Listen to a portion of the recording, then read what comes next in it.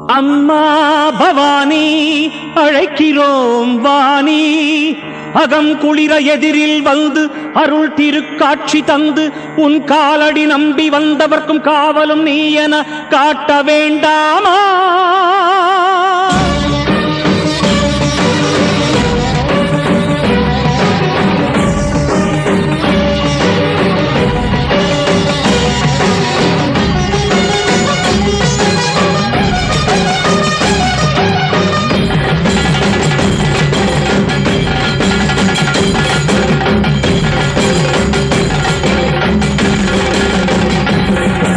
மண்ணை பொன்னென கல்லை கனியென மாற்ற வல்ல மகேஸ்வரி,